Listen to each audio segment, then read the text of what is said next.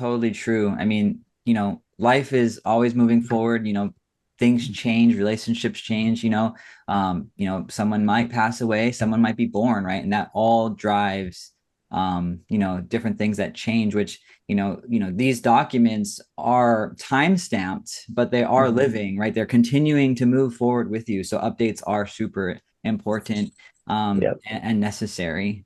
Um, so let's just kind of keep moving on with a couple other like Sure. key documents, and just talking about what they do and what the value of those things are. So let's just talk a little bit about the Advanced Healthcare Directive. Hmm. What why you'd want Yeah. to do that? Maybe like I don't know if there's like common like ages to think about this kind of stuff, or maybe what are some of the positives of why you would have it in getting something like this started. Yeah. So advanced healthcare directive is another, is another way to say, it's a healthcare power of attorney. So basically it's, everyone should have it, no matter how healthy, how young, how old, how sick. You should get an advanced healthcare together.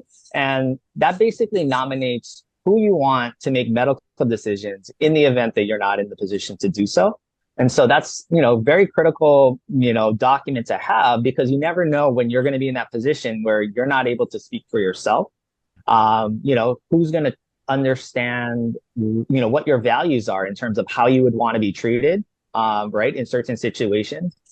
So that's a very powerful document. Oftentimes, we really think about that document when we're going in for surgery and we have to go under the knife, right? The doctor says, "Hey, if anything were to happen, who's going to be that decision maker for you?" And so that the Advanced Healthcare Directive is that document, that key document that your doctors, your surgeons are always asking for. And so it's good to do it in advance because you never know what's going to happen. But there's typically two parts to an Advanced Healthcare Directive. So there's the first part that's the power of attorney, who's going to make regular decisions for you. Then there's the second part that's called the living will. So that's what's often referred to as the living will. And it's basically how you want the situation to be handled at the end of life decision. So, if you're just living on life support, there's no hope for recovery. How do you want that situation to be handled? So at that point, you're not able to communicate. You're just living on breathing apparatuses or, your heart is beating, based upon mechanically.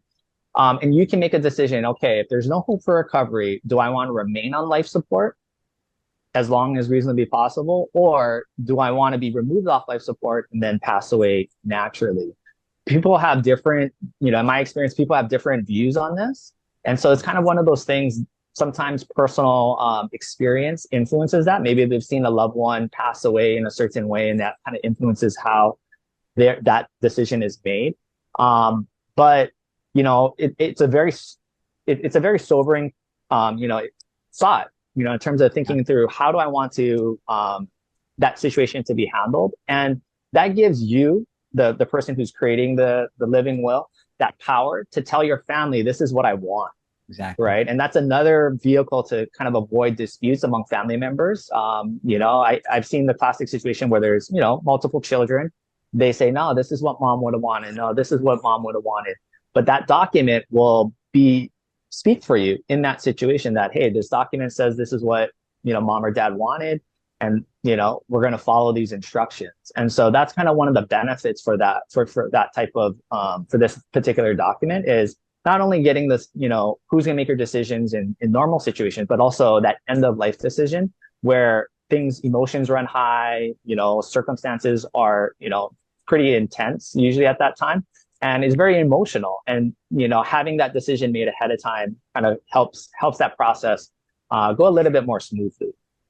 Yeah, and I love what you said there. It makes so much sense. I mean, like, these are situations, these are, money, relationships and, end of life type of stuff, super emotional drivers, like, and, so many, like, I mean, we can see so many families that in these types of situations, end of life, deciding things for families or, what's going to happen with, money and Mhm. assets, like that's like, that has the potential to just separate and like just drive such wedges in families. And I think if nothing else, like one of the things that I love about estate planning, and just making sure things are in order is because you can kind of like set those things and say, hey, this is what I want to have happen.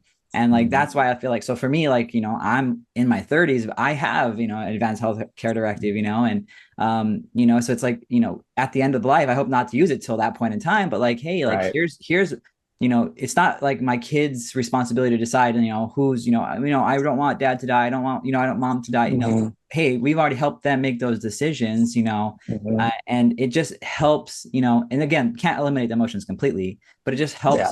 helps lay out some groundwork and some just foundational, help to like kind of like move people through those things. And, with all of these documents, they're all super important.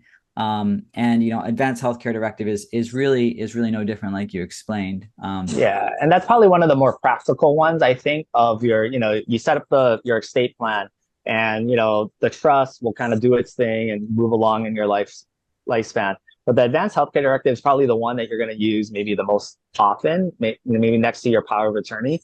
But that's kind of the most relevant one while you're alive. Yeah. And like you said, it's going to set like a tone of peace, right? Because you have a plan. We understand who's going to make those decisions. Come up, a situation that happens, and that'll, we understand what the plan is, right? I personally love when I know where I'm going, right, and who's going to be the leader on things. And so Mm-hmm. that's kind of just one element to take off the table of confusion, because that's oftentimes who's going to make that decision, right? Who do they trust?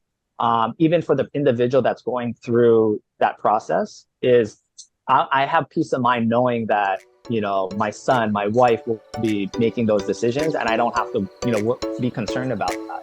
Yeah. The opinions and statements presented on this show are for general information only and are not intended to provide specific advice or recommendations. Never make any investment or financial decisions based on information offered on this show without first consulting your financial, legal, or tax advisor. All economic and performance information mentioned on the show is historical in nature and is not indicative of any future results. All indices mentioned on this show are unmanaged and cannot be invested in directly. All information is believed to be from reliable sources. However, we make no representation as to its completeness or accuracy. Lastly, all opinions expressed by Jason Cutitta and any guests on the show are solely their own opinions and do not reflect the opinions of or are endorsed by ToBA Financial. For Jason Cutitta, investment advisory services are offered through ToBA Financial LLC, a registered investment advisor offering advisory services in the state of Hawaii and in other jurisdictions where exempt from registration.